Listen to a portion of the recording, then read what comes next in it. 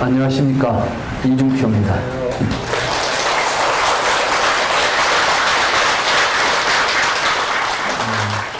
반갑습니다. 10여 년 전인 것 같은데, 전에 여기 봉은사에서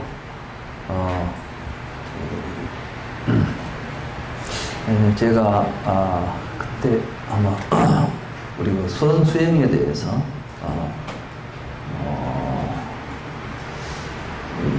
육조 해능의 반야사상이라는 제목으로 강의를 한 적이 있습니다. 실로 오랜만에 제가 봉은사에 와서 여러 대중들과 함께 불교를 이야기하는 시간을 갖게 되었습니다. 아무튼 반갑습니다. 근데 여러분들은 왜 여기 오셨어요? 예? 저 가서 뭐 하게? 왜 오셨어요?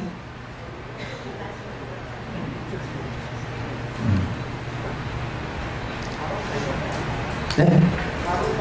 바로 살려고. 바로 살면 뭐가, 바로 살아서 뭐 하실러? 예? 마음 편하게. 우리는 모두가 다 행복하게 살기를 원합니다. 지금 여러분들이 여기 오신 것도 여기 봉은사에 와서 이 교수 강의를 들으면 불행해진다고 생각하신다면 아무도 안 오실 겁니다. 맞죠? 여기 와서 뭐 제 강의가 아니라도 절에를 왜 나오느냐? 왜 절에 옵니까? 행복해지려고 옵니다. 사실 우리 인간의 모든 행동은 근본적으로 행복을 지향합니다. 행복하기를 원합니다. 그렇지 않다고 생각하십니다. 불교는 바로 이 요구에 대한 해답입니다. 그렇기 때문에 불교의 교리는 사성제입니다. 우리가 불교에 대해서 무엇이냐, 불교가 무엇이냐 이렇게 물었을 때 참 뭐 여러 가지 교리도 있고 별게 다 있죠. 뭘 불교라고 해야 되지? 뭐 깨달음의 종교다. 깨달아서 뭐하게? 우리가 왜 깨달으려고 하죠? 깨달으면 불행해진다면 깨닫고 싶어요? 아니죠. 깨달음도 맹목적이어서는 안 되는 것입니다. 인간의 삶은 목적이 있어야 됩니다. 그런데 그 목적은 사실은 우리들이 내 목적, 네 목적이 다 다른 것 같이 보이지만은 궁극적으로 보면 한 가지입니다. 뭐예요, 그게? 행복한 삶입니다. 아니라고 생각하신 분? 다 공감하셨죠? 네, 그래야 제 강의가 시작됩니다.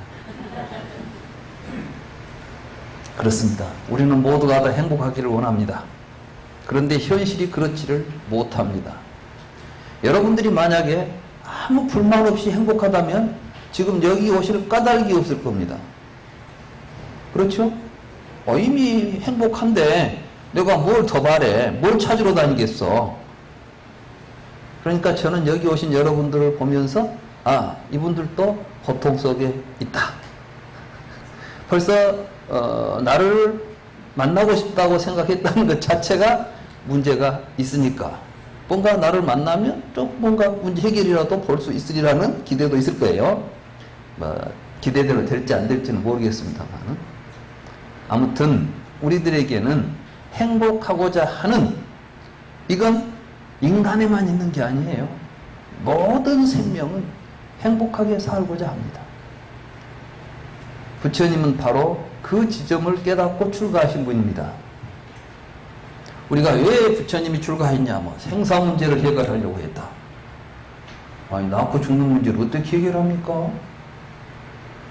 생사 문제를 해결하려고 했다는 말 속에는 생사가 괴로움이기 때문에 해결하려고 한 겁니다. 생사가 즐겁다면 해결할 필요가 있겠어요, 없겠어요? 여러분 집안에 막 즐거운 일이 있는데 문제 있다고 해결하려고 합니까? 안 하는 거지.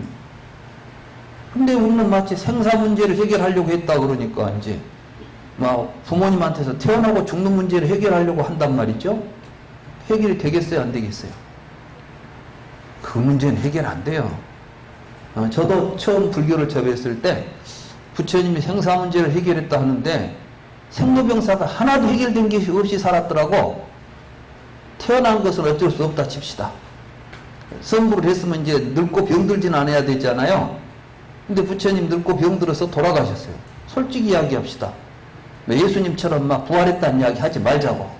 인간 시달타가 태어나가지고 수도하고 45년 동안 성불해가지고 45년 동안 돌아다니면서 가진 고생을 하면서도 무엇을 위해서 저렇게 돌아다녔을까? 그리고 늙은 몸으로 병들어서 돌아가십니다. 그러면서도 나는 생사에서 해탈했다 이런 이야기를 하고 있으니까 이게 부처님이 거짓말을 했든지 아니면 부처님의 말씀이 진실이라면 우리가 지금 부처님의 말씀을 잘못 듣고 있든지 이 둘 중에 하나겠죠. 그래서 부처님은 생사 문제를 그렇게 생물학적으로 부모님한테 태어나가지고 나이가 들어서 늙어 죽는 문제를 해결한 게 아니라 태어나서 늙고 병들어 죽는 과정 속에서 우리가 겪는 괴로움의 문제를 해결한 거예요. 그렇기 때문에 12연기를 잘 보면 생노사 오비권해라는 말이 나와요.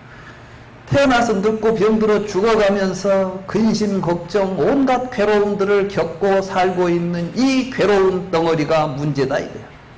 이 괴로움을 우리는 어떻게 해결할 것인가를 그 답을 찾아서 출가하신 거예요. 많은 분들이 뭐 불교 수행을 해서 깨달으면 뭔 신통방통한 초능력이 생길 거라고 착각하시는 분들이 있어요. 모르겠어요. 저도 불교를 공부한 지 한 50년 됐어요. 저는 이제 고등학교 때부터 불교 공부를 했으니까. 솔직히 저는 그때부터 공부한 뒤로는 다른 건 관심이 없었어요. 근데 아마 여러분들보다는 도인들도 많이 만났을 것이고 많은 경험을 했을 텐데 신통방통한 도인 단 한 분도 못 봤습니다.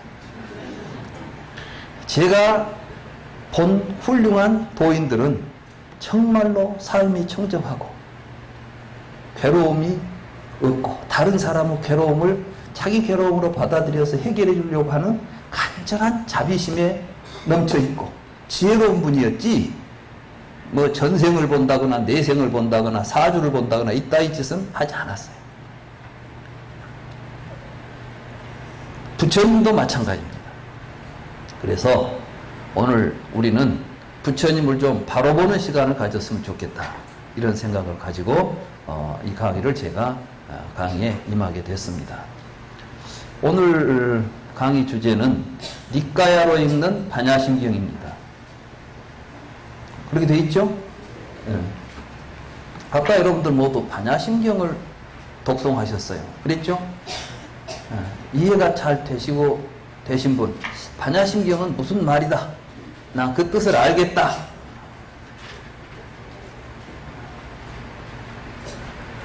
이게 참 우리 불교가 또 좀 묘합니다. 그럼 처음에는 이게 한문으로 돼서 모르는 줄 알았어요. 한문을 번역해놓고 읽어보니까 더 모르겠어 이게. 응? 한문으로 모를 때는 한자만 알면 해결이 될 것처럼 생각했는데 한자로 한글로 해석해놓고 나니까 이게 더 문제가 생겼어. 눈도 없고 귀도 없고 코도 없고 막 그러잖아요. 뭐 안입이 설신이 그러니까 눈도 없고 귀도 아니 눈이 없고 귀가 없으면 어쩌자는 거야 이게. 무슨 얘기를 하는 거야 이게. 참 덫이 알 수가 없죠.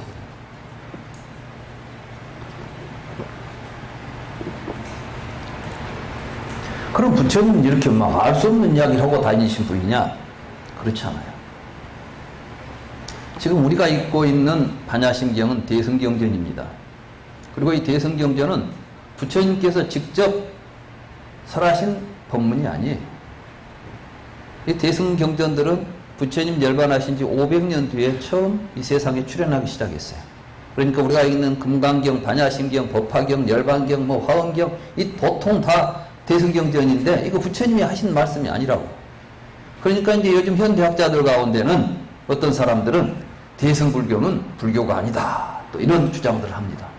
그러면 대승불교가 불교가 아니면 우리는 지금 1600년, 1700년 동안 이게 불교인 줄 알고 믿었는데, 우리 한국에 들어온 불교는 대승불교거든요. 그죠? 여러분들이 알고 있는 경전들은 다 대승경전들이에요. 아함경 니까야 언제 들어보셨어요? 요 근래에서 그것이 뭔 말인고 싶지. 근데 실제로 우리가 알고 있는 건 대승불교인데 우리는 그러면 지금까지 가짜 불교를 하고 있었다는 이야기입니까? 이게 참 한심한 노릇 아니요. 1700년 동안이나 우리가 불교했는데 이건 불교가 아니었다면 우리는 뭐 하고 있었던 거예요? 우리 역사가 부정되는 거예요. 제가 뭐 우리 역사를 되살리려고 한 것도 아니고 이건 사실이 왜곡되어 있기 때문에, 그럼 대승불교가 왜 출현하는가, 대승불교가 무엇인가 이런 걸 정확하게 알고 그것이 어떻게 부처님의 가르침하고 어떤 맥락을 가지고 있는가 이런 걸 올바로 이해해야 되는데, 이런 이해가 없이 대승불교와 초기불교 또 아비달마불교 이런 걸 나누게 되면 우리는 굉장히 혼란스럽게 됩니다. 근데 현실적으로 우리 현실이, 현재 우리 불교계가 그러한 혼란 속에 있습니다. 그래서 지금 우리 주변에 보면은 이제 남방불교를 공부해가지고 오신 분들은 이건 초기불교고, 이거 부처님의 가르침이고, 부처님의 수행법이고, 그 기타 다른 것들은 전부 가짜다, 뭐 이런 식으로 이제 이야기가 되면 우리 전통이 전부 무시가 되고, 또 우리는 또 뭐라 하냐면 저희들은 소승이다, 우리는 대승이야, 저희들은 짜잔한 애들이야, 우리는 훌륭해, 막 이런 식으로 하면 또 이게 뭐가 돼요? 한 집안에서 이제 서로 분열과 투쟁이 있게 되죠. 지금 우리가 겪고 있는 한국 불교 현실입니다. 우리는 이제 이런 맥락을 이해하기 위해서는 먼저 불교 사상사를 간단하게 살펴볼 필요가 있습니다. 부처님께서는 지금부터 2600~700년 전에 북인도에서 탄생하셔가지고 출가, 성도하시고 45년 동안 법을 설했습니다. 그 가르침들을 이제 부처님은 열반하시면서 이렇게 말씀하셨습니다. 제자들이 이제 부처님께서 세상에서 열애가 없어졌으니 우리는 누구를 믿고 누구를 의지하고 살아가야 됩니까? 누구를 의지해서 수행을 해야 됩니까? 이렇게 탄식을 할 때 부처님께서 내가 가르친 가르침이 있지 않느냐. 이제 그대들은 그 가르침에 의지해야 한다. 그리고 그대들은 남에게 의지해서는 안 된다. 자기 자신에게 의지하고 내 가르침에 의지해야 된다. 이렇게 말씀하셨어요. 다 아시죠? 그래 이제 제자들이 그러면 뭘 해야 되겠어요? 부처님은 돌아가셨지만은 부처님의 말씀은 남겨야 되겠죠? 그래서 시작한 게 결집이에요. 그래서 이제 부처님 말씀을 들은 사람들은 전부 모인 거야. 한 500명이 모였죠. 그래가지고 나는 이렇게 들었어, 나는 이렇게 들었어 하고 막 이제 나는 자기 들은 이야기들을 막 쏟아낸 거예요. 그래서 전체적으로 이제 종합하다 보니까 모든 경전에 나는 이렇게 들었습니다. 이렇게 시작하는 거야. 우리 경전에 보면 전부 여시하면 그러죠. 나는 이렇게 들었습니다. 이제 자기 들은 이야기들을 참 들었는데 어떤 사람이 나는 그렇게 안 들었다는 사람이 나올 수 있지요. 이제 같은 장소에 있었는데 나는 그렇게 안 들었다. 그러면 이제 누구 말이 맞냐 해가지고 하나로 이제 정하는 거야. 너 그때 좀 잘못 들었구만. 이 말이 맞아. 정해진 이야기가 경이 돼가지고 나는 이렇게 들었다는 이름의 경이 만들어졌어요. 이게 이제 초기 결집에서 부처님의 말씀이 두 종류로 나누어집니다. 하나는 수트라고 하나는 위나야예요. 위나야라는 것은 이제 율이야, 율. 부처님께서는 여러 가지 인간과 세계에 대한 철학적인 관점에서 인간을 설명해주고 이 세상을 이야기해준 말씀을 우리는 이제 교리라 그러죠. 이런 교리들이 모아진 것을 수트라라고 그럽니다. 경. 그런가 하면 이제 율이 있어요. 율. 율이라는 것은 승단을 구성해서 이제 상가가 이루어지니까 우리가 보통 불법성 삼보에 의지한다 할 때 그 성은 스님이 아니에요. 사실 우리가 지금 스님들께 귀의합니다 하는데 이건 삼보에 귀의한다는 이야기 아주 잘못된 표현이에요. 이것은 상가에 귀의합니다예요. 상가. 상가라는 건 뭐냐면은 공동체예요. 그러니까 스님 한 사람은 상부가 아닌 거야.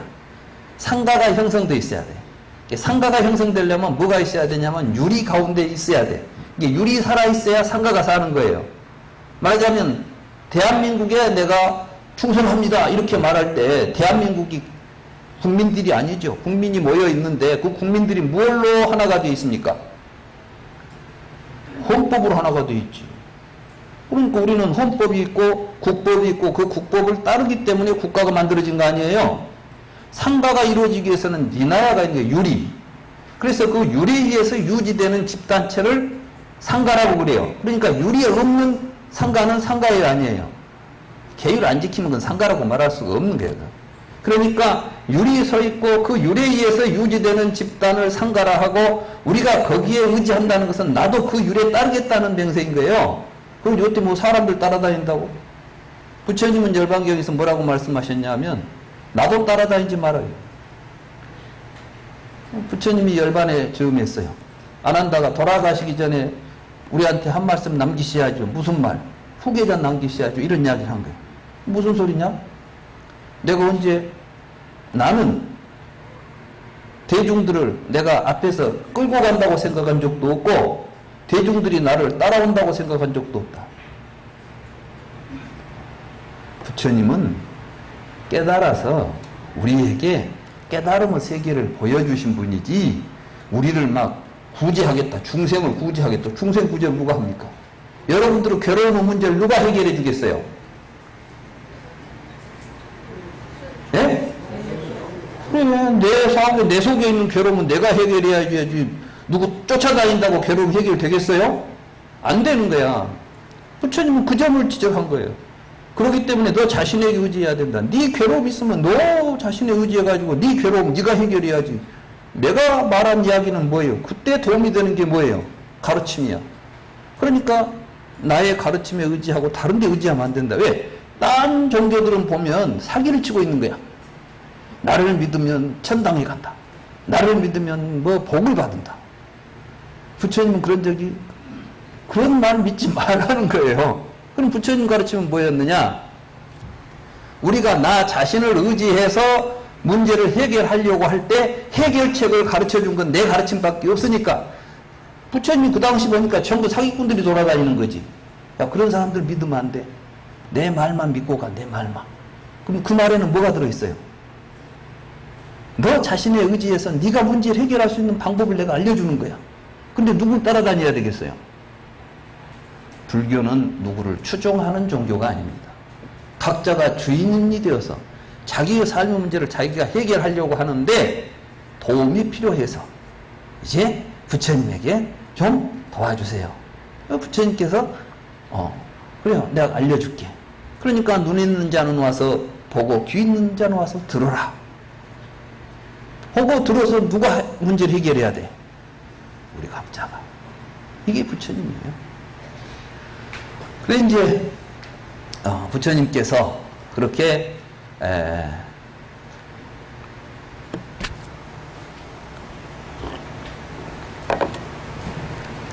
가르친 가르침이 이제 불교인 것인데 아무튼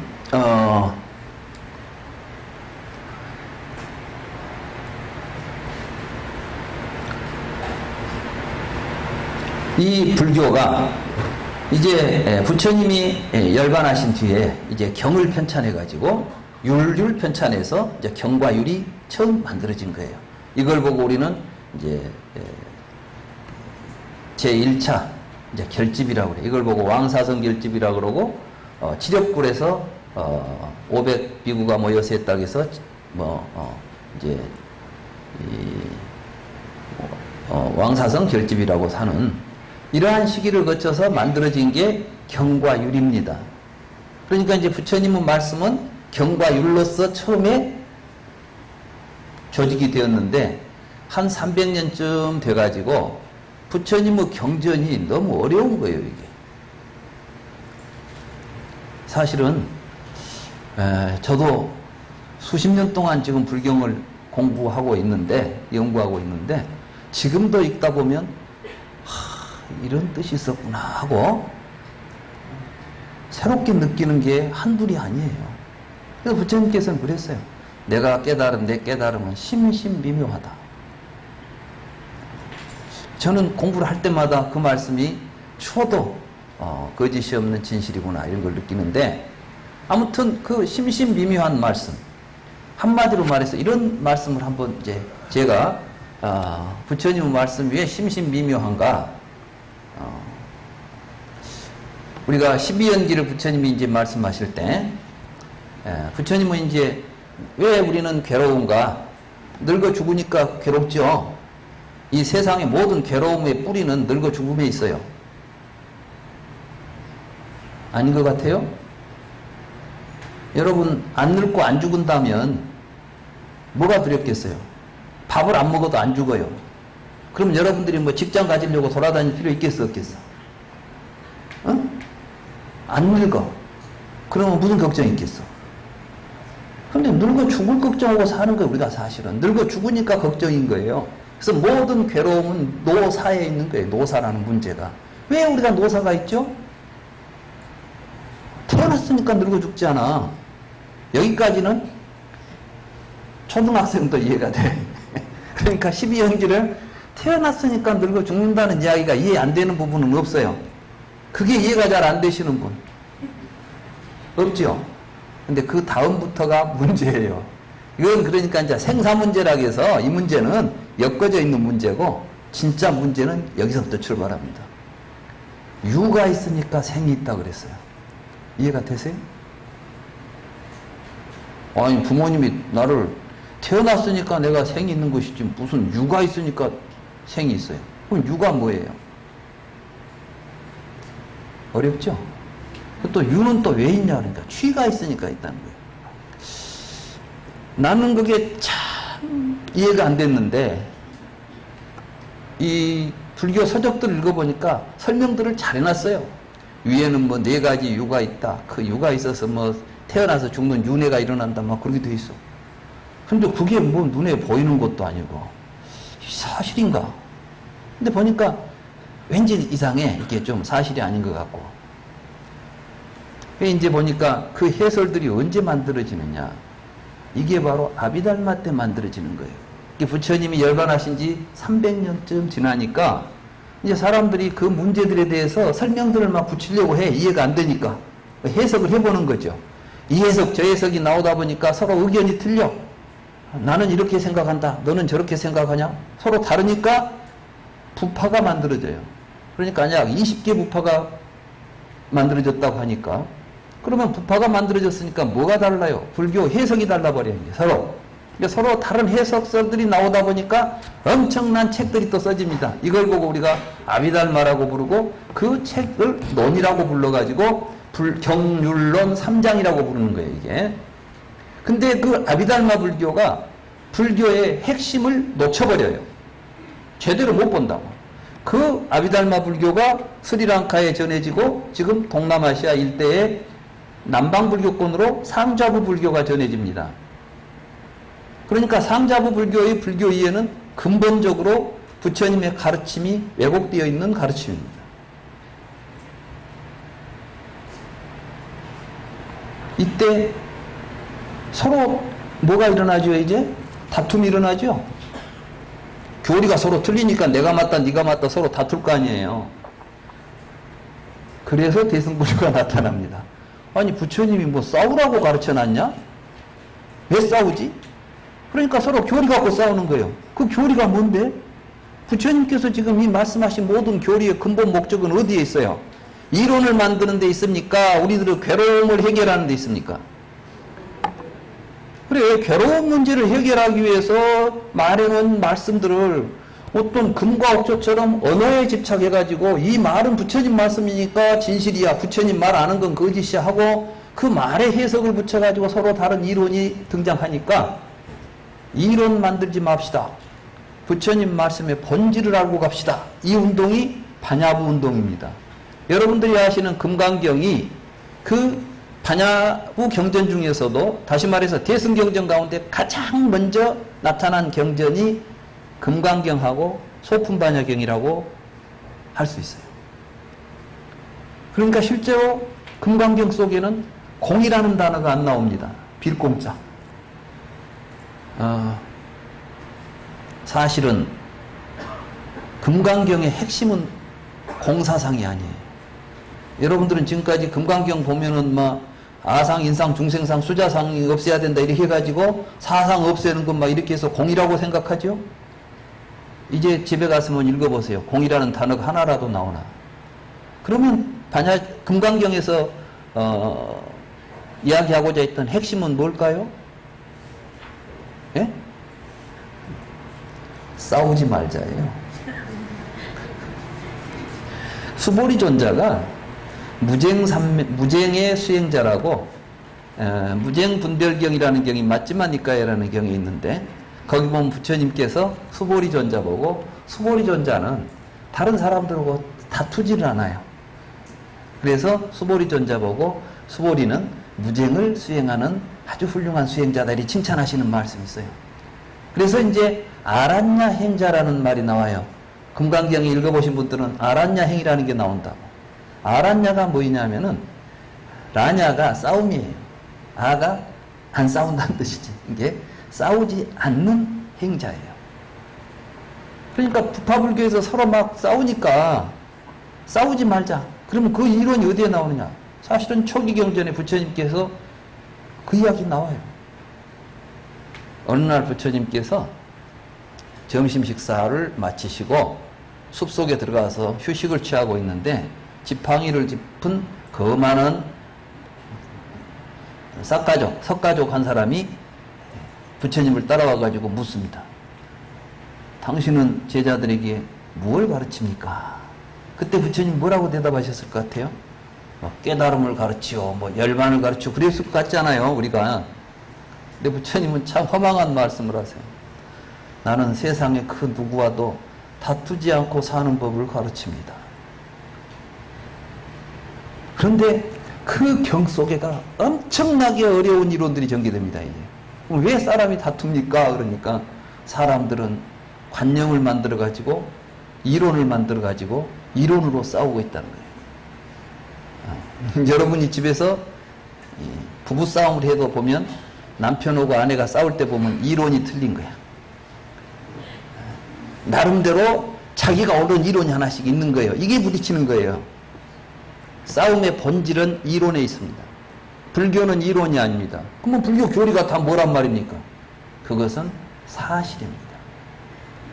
부처님은 있는 것을 통찰하고 그걸 우리에게 보여줬는데 우리가 못 본 부분을 보여준 거예요. 이게 불교예요. 그러니까 불교를 통해서 우리는 불교 이론을 익혀가지고 막 불교는 이런 거야 하고 이론을 가지고 다녀봐야 그 인생에 아무 도움이 안 돼. 다른 이론을 만나면 싸움만 해. 내가 맞아, 네가 맞아. 그리고 맞아요, 틀려요.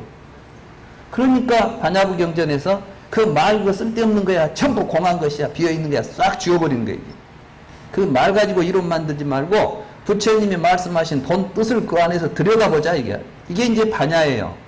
지혜로서 통찰해야지 무슨 말장난하고 말 가지고 이론 만들어서 싸우는 게 불교냐? 이게 반야경의 핵심인 겁니다. 그래 이제 반야심경은 그러한 반야경이 600분화돼요.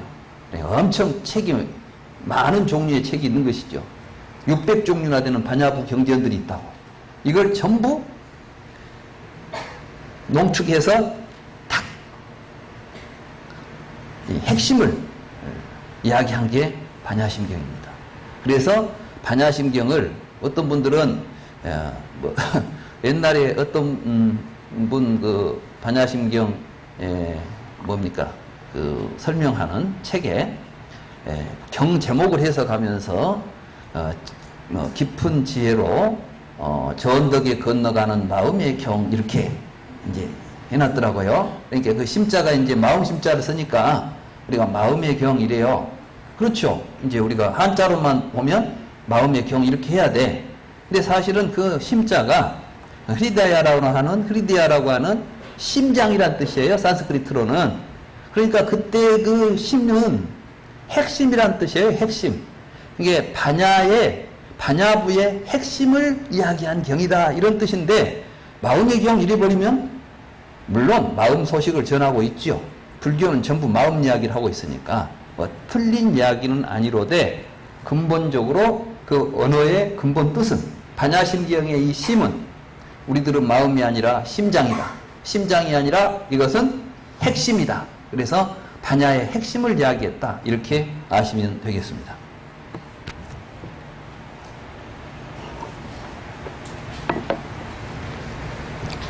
그러면 반야심경에서는 무슨 이야기를 하고 있을까요?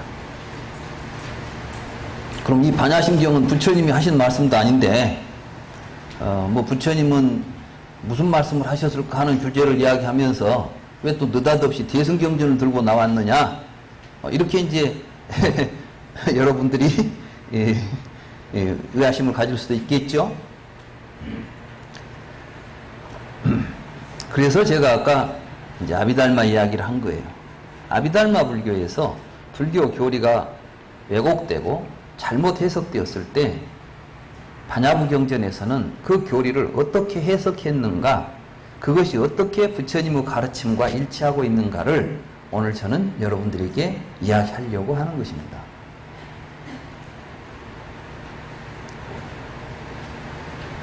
저는 그렇기 때문에 대승불교가 훨씬 더 부처님의 근본 정신을 바르게 계승하고 있다고 생각하는 사람입니다. 다시 말해서 부처님의 가르침이 왜곡되었을 때에 그 왜곡된 불교를 비판하고 부처님의 근본 정신을 되살려서 세상에 널리 부처님의 가르침을 펴려고 했던 사람들이 대승불교인들이었고, 그 불교가 우리에게 전승되었다. 그래서 저는 앞으로 이제 이 반야심경만 니까야로 읽으려고 하지 않아요. 이미 저는 니까야로 읽는 금강경이라는 책도 쓴 적이 있습니다.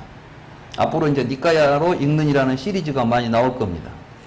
아마 대승경전 가운데 이제 저는 중론도 제가 이제 니까야로 읽는 중론 뭐 이런 책도 쓰려고 생각하고 있고, 뭐 기신론까지도 니까야로 읽는 기신론, 말하자면 대승의 논서들, 뭐 화엄경 뭐 이런 것도 시간이 된다면 이제 전부 대승경전들도 전부 이제 니까야로 읽는 대승경전들을 한번 시도하고 있어요.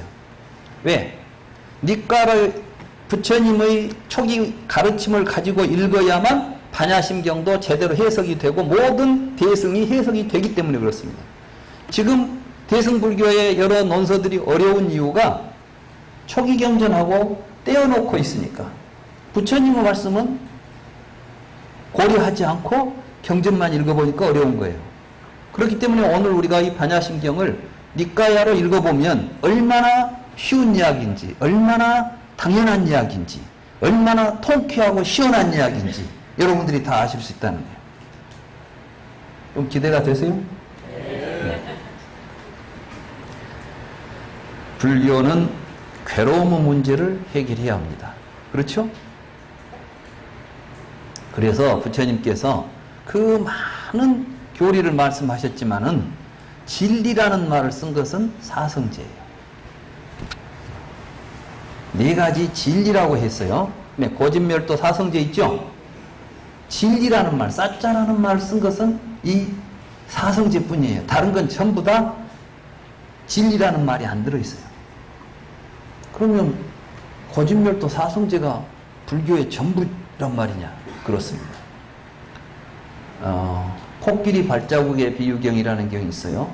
한문으로는 상적유경이라는 경이고, 마지막니까에 나오는 코끼리 발자국에 비유한 경에 보면 일체의 모든 선법, 말하자면 좋은 가르침, 부처님의 모든 가르침은 마치 코끼리 발자국 속에 세상의 모든 동물들이 발자국이 찍어보면 전부 코끼리 발자국 안에 들어가죠. 이 세상에서 제일로 큰 동물은 코끼리고, 코끼리 발자국이 세상에서 제일로 큰 발자국이에요. 전부 그 안에 들어있듯이 부처님 가르침은 전부가 다 사성제 안에 있다는 거예요. 여러분들이 지금 뭐 12연기니 8정도니 막 여러 가지 교리 있죠? 복잡한 교리들이 많은 것 같은데 알고 보면 사성제 이야기를 하고 있는 거예요. 그러니까 불교 교리는 한마디로 말해서 사성제의 구조를 가지고 연기법도 12연기도 사실은 사성제 속에 있는 교리입니다. 근데 우리는 전부 12연기는 따로 떼놓고 사성제는 따로 떼놓고 교리를 전부 갈라버렸어. 이게 누가 했냐면 아비달마 불교에서 했어요. 아비달마 불교에서는 분별설이라 그래서 부처님께서는 이 세상에 있는 모든 것들을 다 구별해가지고 이것은 콩이다, 저것은 팥이다, 저것은 산이다, 강이다 이런 걸 알려줬다는 거예요. 마치 초등학교 학생들 학교 가면은 막 그림 그려놓고 이름 붙여주고 가르쳐주듯이 그게 불교가 아니에요. 부처님은 우리들의 괴로운 문제를 해결하기 위해서 언어를 사용했을 뿐이에요. 그러니까 우리가 부처님이 사용한 모든 언어는 괴로움이 해결된 다음에는 의미가 있겠어요, 없겠어요? 없습니다. 그래서 부처님께서 독사의 비유경 또는 뗏목의 비유경이라는 경에 보면 이것도 이제 맞지마니까에 나옵니다만은 어떤 사람이 위험한 이쪽 언덕에서 안전한 저쪽 언덕으로 건너가기 위해서 강을 건너기 위해서 뗏목을 만들었다. 뗏목을 만들어서 타고 갔는데 그곳에 도착해서 보니까 뗏목이 참 고맙구나. 그걸 짊어지고 다닌다면 너희들은 어떻게 생각하느냐. 그러니까 부처님 제자들이 그 멍청하기 짝이 없습니다. 이미 건너왔으면 버리고 이제 길을 가야지. 무슨 그 뗏목을 짊어지고 다니면 이게 무슨 말이 되겠습니까? 마찬가지다. 내 가르침도 저 뗏목과 같아서 내 가르침을 통해서 열반을 얻은 사람들에게는 이 말이라는 건 별 의미가 없는 거예요. 반야부 경전에 쓴 그 이야기를 하는 거야. 이미 열반의 경지에 간 다음에 부처님의 교리가 무슨 의미가 있냐 이 이야기를 하기 위해서 공중무생, 무수상행식, 무안이비설신, 무색성형 막 나오죠. 그 이야기는 눈이 없고 코가 없다는 이야기가 아니야. 부처님께서 안이비설신의 색성양 밑쪽부분 말씀하신 것은 우리 얼굴에 붙어있는 눈은 이렇다, 귀는 이렇다 이런 이야기를 하신 게 아니에요. 우리가 왜 괴롭냐, 눈으로 보고 나서 막 욕심을 일으키니까 괴롭다 이런 이야기를 하기 위해서 눈이라는 말을 썼어요. 아비달마 불교에서는 그 눈을 우리 얼굴에 붙어있는 눈이라고 생각해가지고 이 눈이라는 것은 사대로 만들어져 있으니까 지수화풍으로 되어 있다. 막 이런 식으로 해석을 해버리니까 눈이 지수화풍 사대로 된 걸 알아서 우리가 어디다 쓰겠어요. 여러분들 고민 해결하는데 도움이 되냐고. 안 되잖아요. 아비달마는 근데 이거 갖다가 막 5의 75법 나눠가지고 복잡한 이론을 만들어서 이것들이 또 서로 인과관계를 맺어가지고 막 찰나 생멸을 하네 뭐다네. 이론이 너무 복잡해. 그래가지고 심오하다 그러는데 그건 심오한 게 아니야. 어렵지. 못 알아보는 거지. 어려운 것은 진실이 어렵지는 않아요. 불교 진리는 결코 어려운 이론이 아니라 우리가 제대로 부처님의 가르침을 통해서 성찰해 가면 부처님은 그랬어요. 내 말대로 수행을 하면 하루 저녁에도 다 열반을 얻고 깨달을 수가 있다. 그래요. 불교 너무 어렵지 않아요. 누구나 다 제대로 부처님의 말씀을 이해하고 공부하면 오늘 이 자리에서 다 깨닫고 갈 수도 있는 게 불교예요. 그래서 사성제에 대해서 이해를 바르게 해야 될 필요가 있는 겁니다. 모든 교리는 사성제 속에 있습니다. 예를 들자면 부처님께서는 12연기를 말씀하셨지만은 그냥 무명에서 노사가 있다 이렇게 한 줄기로 쫙 이야기하고 12연기다 이렇게 이론을 말씀하신 게 아니에요. 부처님은 이 12연기를 가지고 유전문과 환멸문이라고 하는 두 문을 설했어요. 그러니까 이제 12연기를 설한 의도도 사성제를 보여주기 위해서 이야기한 거예요. 자, 유전문은 뭐냐면 왜 우리는 괴롭죠? 어리석고 아직 진리를 모르기 때문에 괴로움이 일어난다. 이게 이제 유전문이잖아요. 그럼 어떻게 하면 괴로움이 해결되죠? 문명이 사라지면 해결되는 거야. 그 이야기 했죠.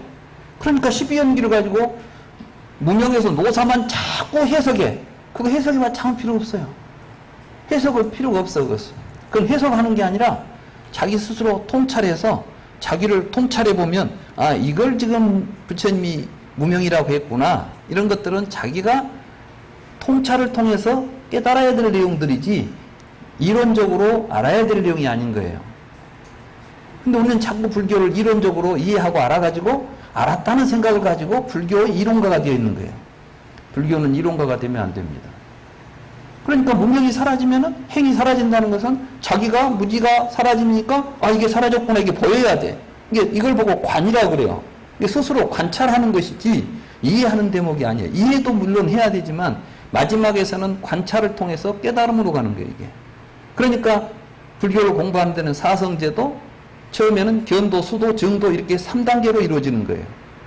제가 이런 이야기를 하면 여러분들이 일단은 이해를 하셔야지 들었으니까 이걸 보고 견도라고 그래요. 아 이제 뭐가 이해가 되는 거예요. 견도 보는 거예요. 길을. 그 다음엔 자기가 직접 해보는 거예요. 수도. 그러면 뭐가 돼요? 아 스스로 깨달음이 오는 거예요. 아 이것이었구나. 이 말씀이 이런 내용이었구나. 이게 자신의 의지에서 가는 길입니다. 그러니까 불교의 모든 교리는 종국적으로는 우리 스스로가 나 자신에게 의지해서 그 가르침을 가지고 깨달아가는 거죠. 그래 먼저 중요한 것은 사성제를 이해하는 건데 사성제 가운데 뭐가 제일 중요할 것 같아요? 뭘 이해하는 게 가장 중요할 것 같습니까? 네? 도. 아, 도. 그쵸. 도가 중요하지.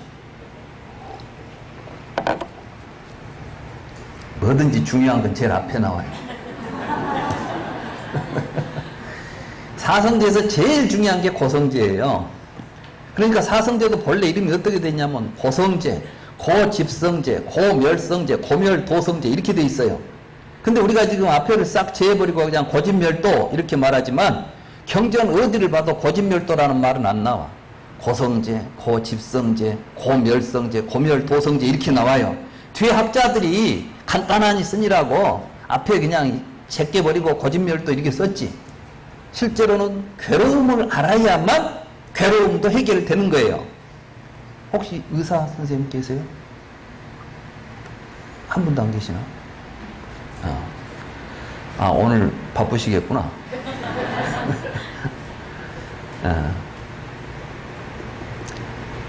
의사가 병을 고칠 때 제일 명의가 어떤 분이 명의인지 아세요?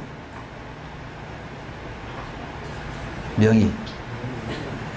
진단을 잘해야 명의. 병은 약은 다 있는데 그 병이 무슨 병인지를 정확하게 알아야만 치료가 가능해요. 맹장인 줄 알고 뜯어봤더니 맹장이 아니에요. 맹장 수술에 뭐 절반 이상은 가짜래요. 여러 번만 맹장 아닌데 여러 연경 거 하다. 그러니까 여러분들 맹장 수술 받고 잘했다고 하는데 아마 의사는 알 거야. 열어보니까 맹장은 아닌데 딴 데가 있어. 그러니까 그냥 얼른 열어놓은 김에 떼내고 맹장 수술 잘했습니다 하지만 아닌 경우가 많다는 거야. 그런 이야기 들어보신 적 있죠?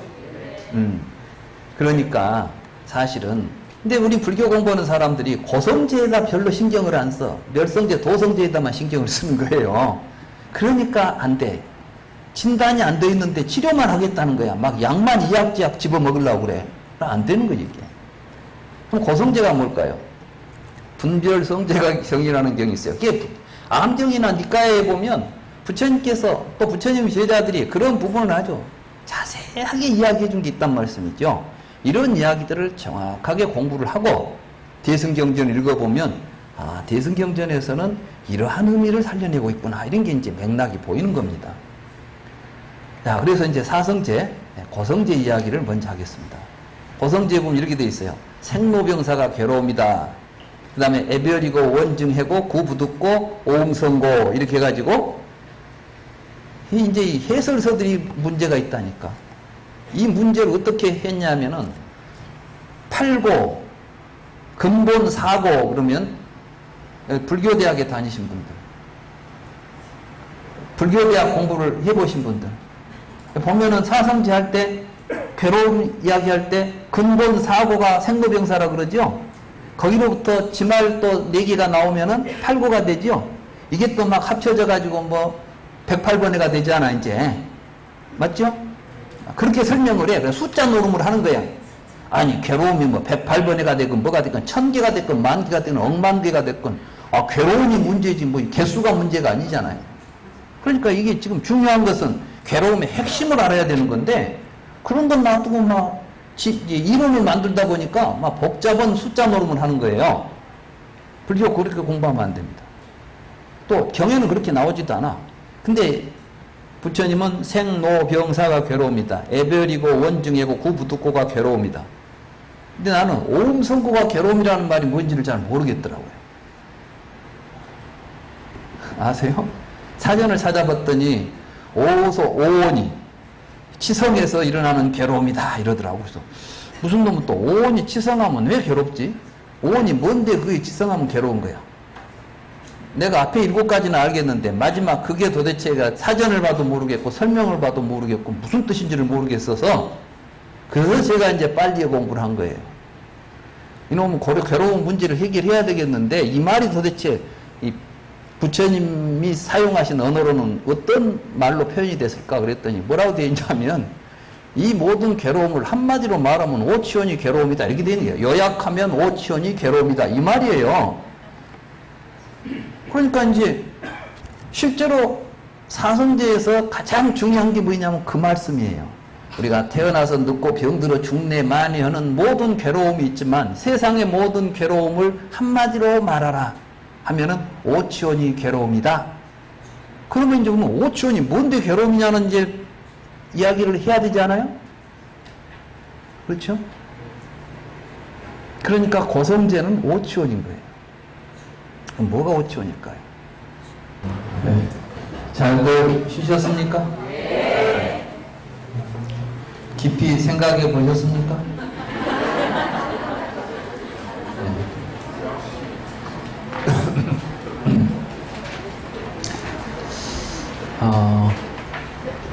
사실은 이 부처님의 말씀들, 부처님이 우리에게 이제 가르치신 교리들은 전부 연결이 되어 있어요. 하나도 떨어져 있지 않습니다. 그래서 하나를 잘 사유해 가면 모든 게 다 연결되어서 풀려갑니다. 12연기에 보면 취를 연하여 유가 있다 이렇게 나오죠. 그죠? 취를 연하여 유가 있고 유를 연하여 생이 있고 생을 연하여 노사가 있다 이렇게 말하지 않았습니까? 근데 이제 보세요. 아까 고성제에 보면 생, 노사, 우비, 고뇌가 다 괴로움이다 그랬죠? 성노병사 뭐 만나고 헤어지고 할 때 걱정 근심이 생기는 거야 이게. 그러니까 우비, 고뇌를 다른 말로 말하면 만나고 싶은 사랑하는 사람은 못 만나서 괴롭고 다 걱정이지 이게. 맞죠? 또 뭐 보기 싫은 놈은 또 보고 살아야 되니까 걱정이고, 그지? 원하는 것은 얻지 못해서 걱정, 근심이고, 이런 모든 것들이 우비권해에 속하는 거야 그냥. 근데 그 앞에 그것들을 한마디로 말하면 뭐라고 그랬어요? 오치원이 괴로움이다 그랬죠? 그 오치원이 유인 거예요, 유. 그러니까 유가 있기 위해서 취가 있다 그러잖아요. 취를 연해서 있게 되는 놈이 유인데 그 유가 뭐냐면 자기예요, 자기. 나라는 존재. 내가 있으니까 태어나는 거야. 이게 보통 소식이 아니에요.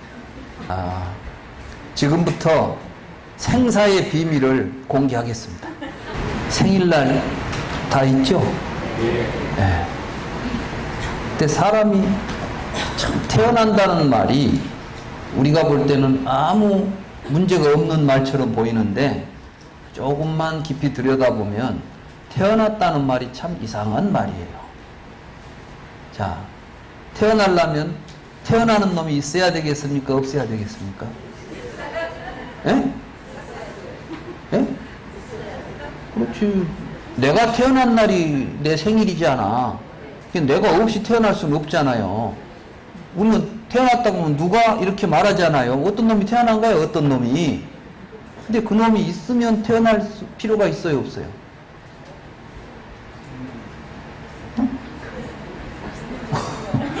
있는 놈이 태어날 필요가 없잖아.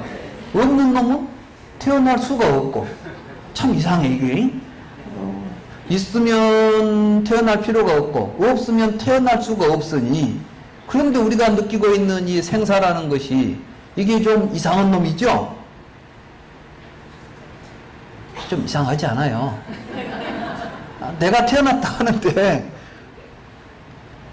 그래서 우리가 사실은 태어나서 죽는다는 생각을 하고 살지만 들여다보면 태어나서 죽는다는 말 자체가 굉장히 모순된 말이에요. 사실은 이치에 맞지 않는 말이야. 그런데 우리가 태어났다는 말을 하기 위해서는 반드시 태어나는 존재가 있어야만 우리는 태어났다는 말을 할 수가 있는 거예요. 유가 있기 때문에 생이 있는 거예요. 근데 그 말의 뜻은 또 그럴듯하지만 구체적으로 뭐가 뭔지는 또 모르겠거든. 그 비밀을 제가 오늘 공개한다는 거예요.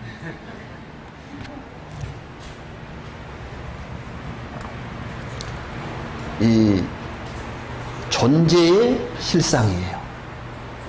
우리들은 이 세상이 모두 존재들이 모여 있다고 생각해요. 산, 강, 들, 뭐 바람, 비 이런 게 전부 존재들이죠. 그런 존재들이 지금 있잖아요. 너, 나 모두 존재들 아니요. 책상, 사람, 개, 소, 말, 돼지 전부 존재들이라고. 정말 이제 이것들이 존재들이 있으니까 존재들의 모임. 우리는 그 세상을 뭘로 이해하냐면 존재로 이해를 해요. 그래서 우리가 이제 뭘 물을 때 무엇이냐고 영어로는 what이라는 것을 가지고 질문을 해요. 이것은 무엇이지? 그럼 우리가 일단 뭐라고 말하죠? 책상. 책상이 있다. 이렇게 말하는. 모든 존재는 이름을 가지고 있어요. 근데 참 이상한 게 이름이 없는 것은 존재가 아니야. 이름이 없으면 우리는 존재를 인식을 못해요. 근데 우리는 지금까지 이름을 가지고 밖에 존재가 있다고 생각을 해왔어요. 근데 사실은 그렇지 않아요. 부처님은 그걸 깨달아요. 부처님의 깨달음의 핵심은 바로 이런 문제들이 있어요. 지금부터 이제 물론 이게 부처님의 모든 깨달음의 전부라고는 말할 수 없지만 굉장히 중요한 일부예요.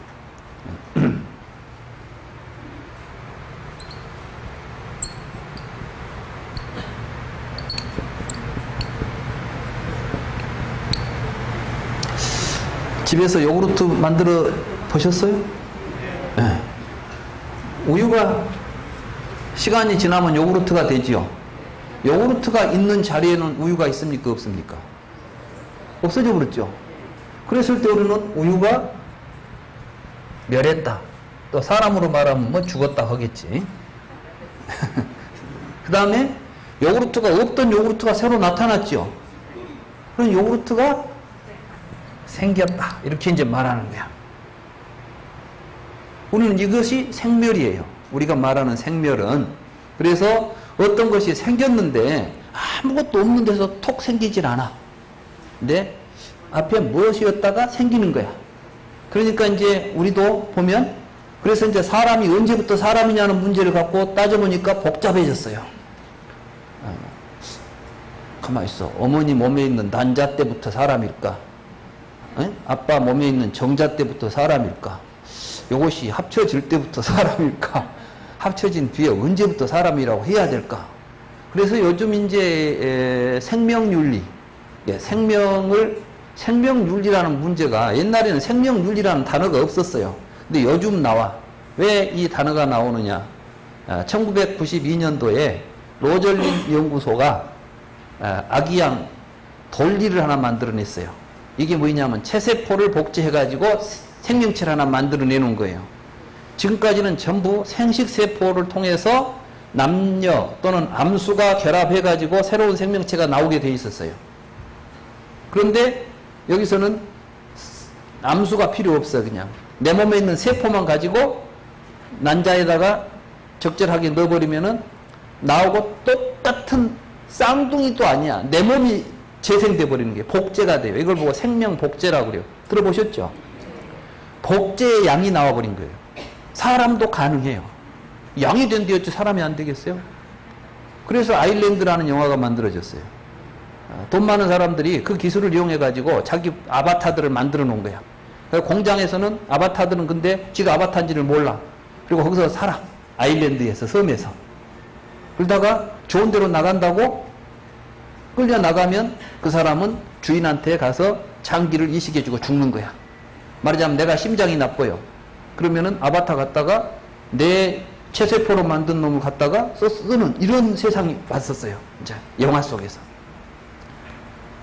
그러면 그 복제된 생명체는 생명이라고 해야 될까요? 아니라고 해야 될까요?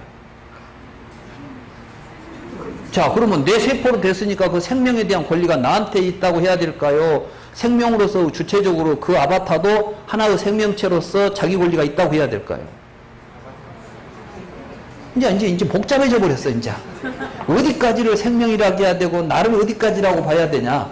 내 몸으로 만들었으니까 나라고 해야 되냐? 이미 내 몸을 떨어져서 개체가 됐으니까 저건 개체라고 봐야 되냐? 막 이런 복잡한 문제가 생기면서, 그러니까 사람을 실험할 때는 그런 건 하지 말자. 그거 해놓으면 복잡해지니까. 그래서 이제 사람을 가지고, 이러한, 그 유전자나 복제 이런 거 할 때에는 윤리를 만들어야 된다. 그래서 생명윤리가 나왔어요. 근데 우리 한국에서 또 황우석 박사라는 양반이 또 뭐 줄기세포를 가지고 또 뭐 한다고 그랬어. 줄기세포는 그냥 만들어지는 게 아니야. 이제 여자의 난자가 많이 필요해요. 근데 이런 걸 어떻게 하려고 보니까 또 생명윤리에 걸려. 그러니까 이제 생명윤리를 어디로 해야 되느냐. 그러면 생명을 어디까지 생명이라고 봐야 되느냐. 이런 복잡한 문제들이 얽히고 설켜가지고 그때 우리 이제 조계종에서도 뭐 저보고 인간 생명의 시작과 끝에 대해서 이야기를 이제 논문 하나 써주라 하더라고. 그게 뭐냐면은 난자는 생명이 아니다. 인간 생명이라고 볼 수 없다. 뭐 이런 정도의 논문 하나 써주면 좋겠다는 거죠. 근데 사실 불교에서 생명은 개체적이지가 않아요. 부처님은 생명을 보니까 개별적으로 존재하는 것들이 아니야. 이 생명은 전부 한 덩어리로 같이 가고 있어요. 이게 연기법이에요. 이 연기법에서는 시작과 끝을 논하는 건 전부 사견이에요. 이것 때문에 이론이 이제 나오게 돼. 말하자면 시작과 끝, 어디서부터가 인간이냐는 이론을 만들기 시작하면은 이론이 일치하겠어요? 다르겠어요? 나는 내 생각은 이래, 네 생각은 이래. 그건 만년을 다투어도 답이 안 나오는 거예요. 왜냐하면 그거는 생명이라는 것은 분리가 안 되는데 어디서부터 나라고 하겠어요? 그래서 내가 그랬지. 시작과 끝을 논하는 것은 불교가 아니다. 그러니까 나한테는 원고료만 주고 별로 득이 없었지. 왜? 불교의 입장에서 본다면 생명을 갖다가 뭐 난자는 생명이다 아니다. 나 그랬어요. 세상은 생명 아닌 것이 없다. 여러분들이 먹는 밥은 생명이에요, 아니에요? 아니죠. 여러분들이 먹어서 소화시키면 생명이 아니에요. 먹어갖고 여러분들 살되면 생명이지. 그럼 어디서부터 어디까지가 밥이 생명이겠어, 이제. 이런 걸 따지는 것 자체가 불교에 대한 아비달마적인 거예요, 이게. 그렇게 불교를 보면 안 되는 거예요. 불교라는 것은 이 세상에는 생명 아닌 것이 없고 네 생명과 내 생명도 사실은 둘이 아니기 때문에 한 생명으로 보면서 함께 사는 길이 열리는 거예요. 이런 거대한 생명관을 가지고 있는 불교 속에서 그러니까 보살은 자기 생명을 바쳐가면서 사실은 자살을 인정하고 있는 종교는 불교밖에 없어요. 불교에서는 자살 인정합니다. 근데 막 불교는 자살. 생명이라는 것을 하나의 개체적인 생명체에 집착하는 것이 문제예요.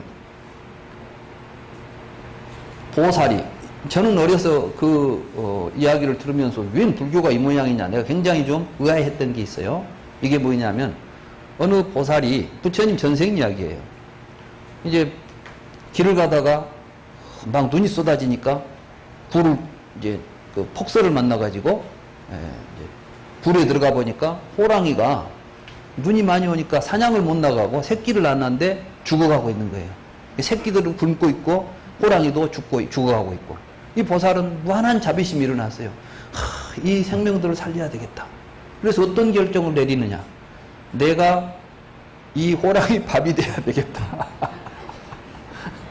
그래가지고 자기 이제 머리를 갖다가 호랑이 머리에다가 넣어준 거야. 먹으라고. 근데 호랑이가 힘이 없어갖고 못 먹는 거야. 그러니까 호랑이가 나를 잡아먹으려면 힘을 내야 되겠구나. 그래서 자기 몸에 이제 피를 내요. 그래가지고 피를 먹여. 그러니까 호랑이가 이제 사람 피를 먹으니까 힘이 날 거 아니에요. 힘이 나서 보니까 먹을 것이 있으니까 덥석 먹었어. 그래가지고 호랑이를 살렸다는 거예요. 이게 도대체가 무슨, 나는 뭔 이런, 호랑이 살리자고 지가 죽어? 이게 무슨 이야기인지 나는 그때 처음 이런 이야기를 들었을 때는 이게 무슨 보살행이야? 참 의아했어요. 근데 이제 불교 생명가를 이렇게 보니까 우리는 전부가 다 생명을 먹고 삽니다. 그러니까 우리가 살아갈 때 내 생명은 다른 생명을 위해서 살려고 할 때 나도 같이 사는 거예요. 불살생은 단순히 생명을 죽이지 않는 것이 아닙니다. 불교의 불살생은 깊이 들여다보면 생명에 자타가 없다.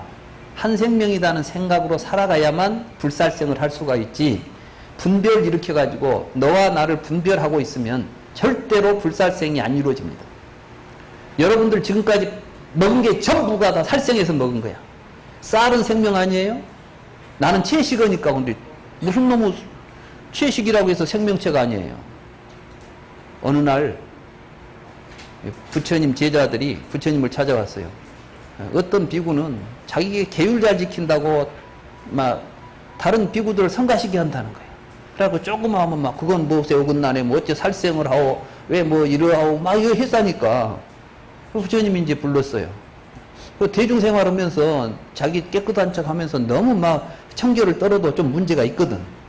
그러니까 이제 부처님 불러가지고, 그대는 계율을 잘 지킨다는데, 그러니까, 예, 저는 계율을 엄격하게 잘 지키고 있습니다. 저는 살생도 하지 않습니다. 전혀 않습니다. 그래? 그럼 물도 안 마시나? 아니요. 그렇지만 물을 마실 때 혹시 버러지가 들어갈까 봐서 저는 처에 걸려갖고 먹습니다. 이렇게. 이제 혹시 작은 벌레라도 있으면 안 죽이려고. 이건 자인화교에 썼던 짓이에요. 인도의 자인화교가 계율을 엄격히 지키거든. 그때 부처님이 뭐라고 말씀하시냐면, 일적수중 84,000충이다. 한 방울은 물속에 84,000 벌레가 살고 있다. 어떻게 보셨는가 모르겠어. 현미경도 없는 시대에.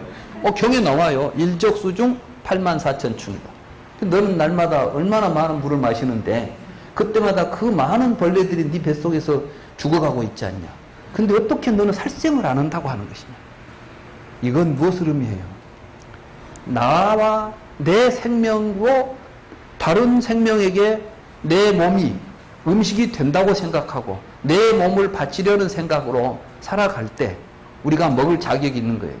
그래서 티베트에서는 조장을 할 때 살 만큼 살았으니까 이제 살은 죽어가자 하고 공양하는 거예요. 그게 우리는 막 잔인하다, 막 더럽다 하지만은 얼마나 사실은 청정한 삶입니까? 불교는 여러분들의 상식을 초월해 있어요. 말하자면 생명을 그렇게 막 우리 하나씩 하나씩 생명체라고 보지 않아요. 왜 죽음이 나타나냐면 이 몸뚱아리 안에 생명체가 하나씩 들어있다고 생각하니까 우리에게 태어나고 죽음이 나타나는, 이게 유예요. 근데 그 유실상이라는 것은 실제로 없어요. 그게. 이게 무하고 공이에요. 그게 없는데 있는 줄 알고 있는 것이 무명이라고. 무명으로부터 살아가기 때문에 분별심이 일어나는 거예요. 12연기에 보면 무명을 연하여 행이 있다. 이 행이 이제 생각하고 말하고 행동하는 거거든. 이게 삼행, 신구의 삼행 법이에요.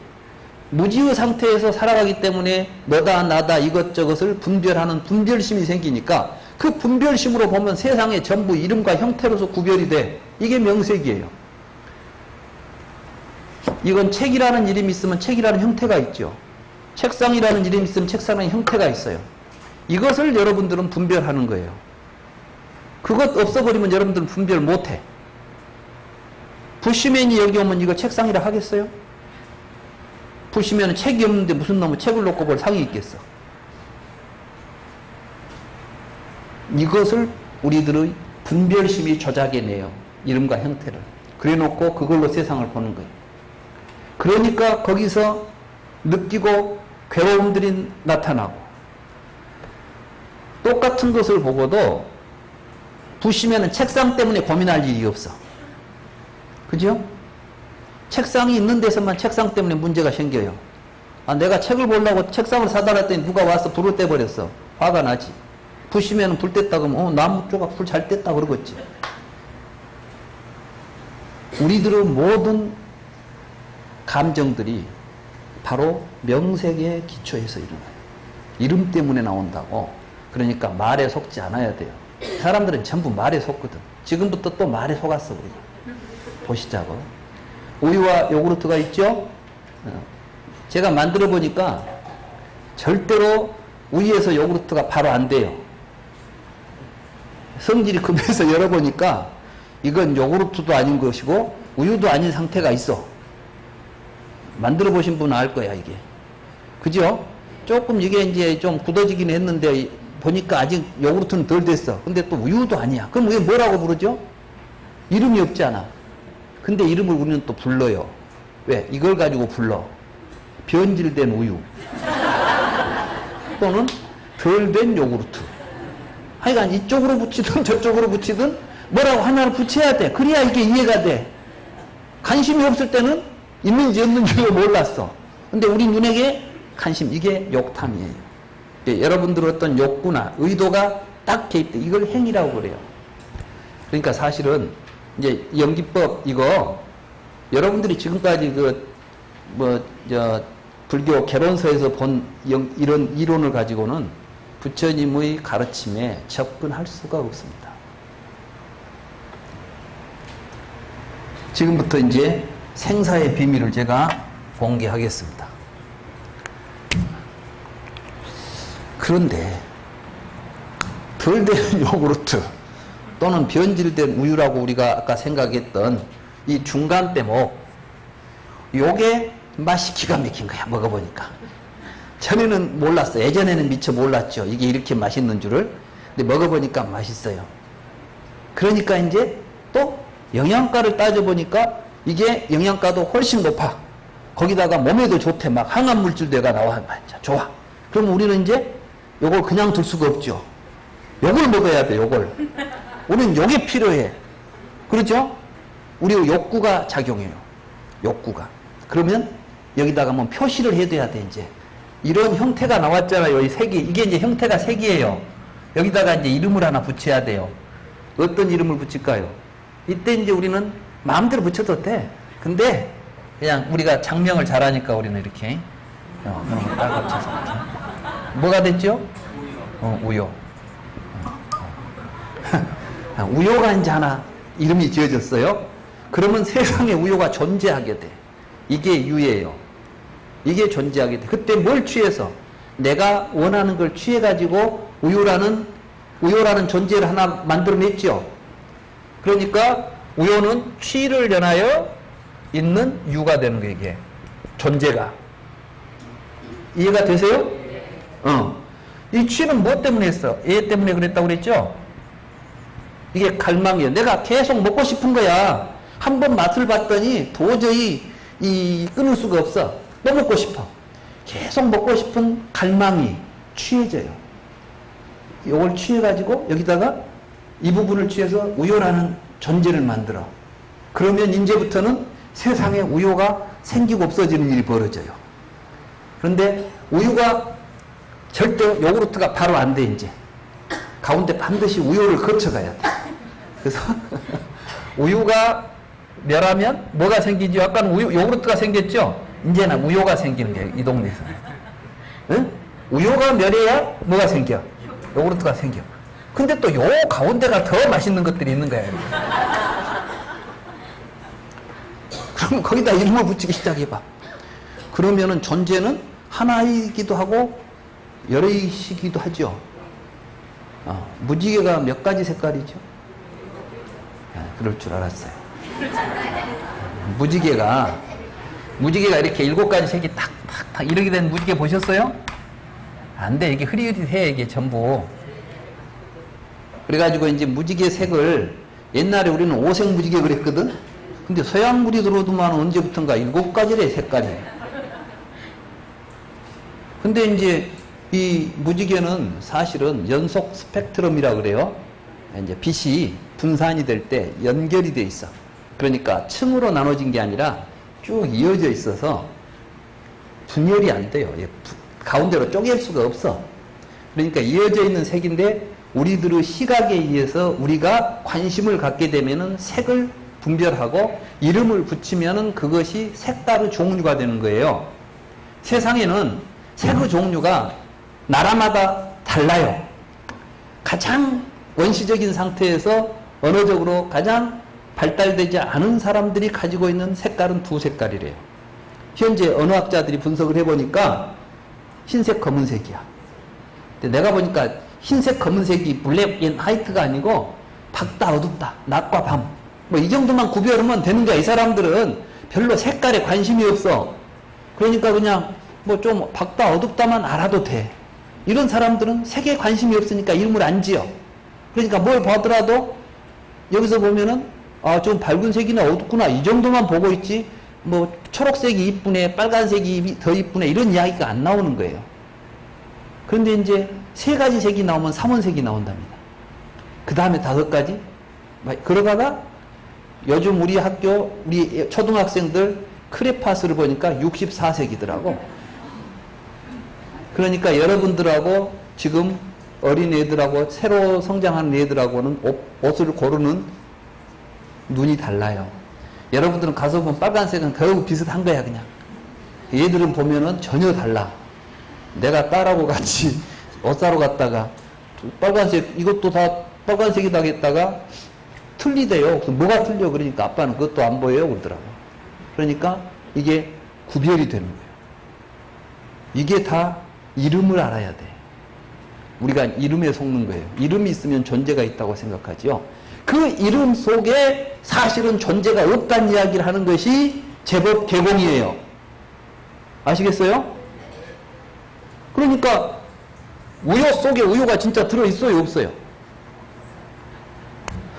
붕어빵 속에 붕어 없듯이 우유 속에는 우유가 없어요. 우리가 우유라고 부르는 이름만 있을 뿐이야. 근데 우리는 이름을 실제화 시켜놨어. 그게 나도 마찬가지예요. 나. 여러분이 나라고 부르죠? 사실은 우리가 이 우유 이야기 하려고 지금 한 게 아니에요. 이걸 통해서 우리 자신을 관찰하려고 하는 겁니다.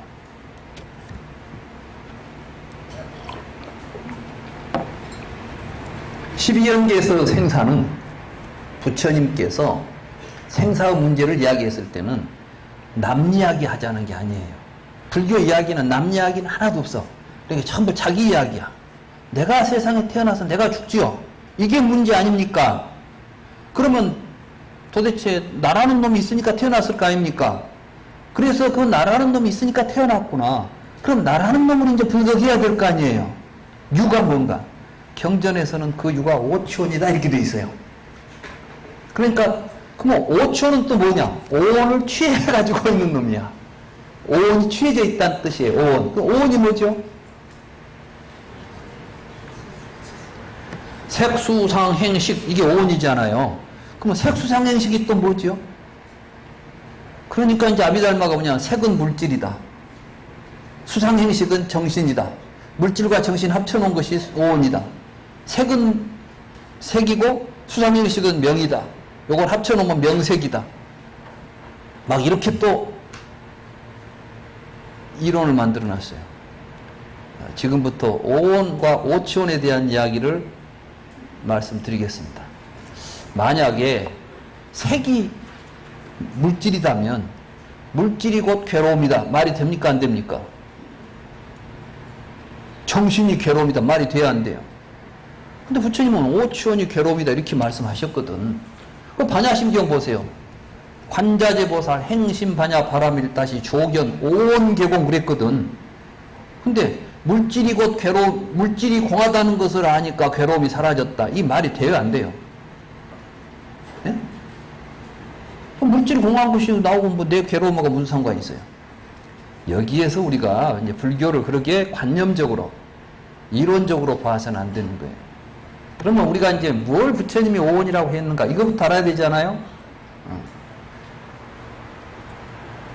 우리들에게 있어서 우리는 모두가 다 나라는 것이 있다는 생각을 합니다. 나에 대해서 괴로움도 내가 겪고 있고 생사도 내가 겪고 있죠. 근데 막상 너 누구냐 이렇게 물어보면 내가 지금까지 뭐 학생들 내가 30년 가까이 학생들 30년 넘게 가르쳤지. 학생들 가르치면서 이 문제 너 누구냐 물어보니까 아직 한 사람도 내가 누구라고 이름 석자 위에는 나한테 가지고 온 사람이 없어. 자, 여러분들에게 묻겠습니다. 여러분 자신에게 물어보십시오. 나는 무엇인가?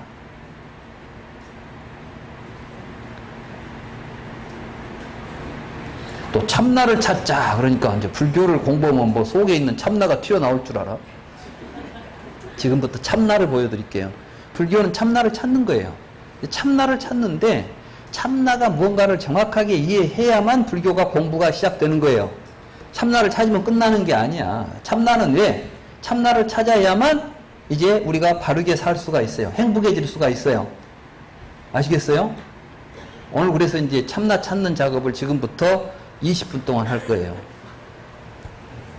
이건 여러분들이 2000년 동안 해도 안 되는 이야기를 20분 동안 할 거니까 잘 들으셔야 돼. 우리는 나를 다섯 가지의 나를 가지고 있어요. 내가 하나인 줄 알았잖아요. 나라는 것은 하나의 존재인 줄 알았는데 실제로 여러분들의 삶 속에서 여러분들이 나라고 하고 있는 것은 다섯 가지가 있습니다. 누가 여러분들을 주먹으로 치면 여러분들은 나는 오늘 매 맞았다 그러죠? 그때 매 맞은 놈이 있잖아요. 누가? 내가 매를 맞았잖아. 그때 어떤 놈을 나라고 부르고 있습니까? 매 맞은 놈을 나라고 불렀죠. 매 맞은 놈이 뭐예요? 여러분 몸뚱이지.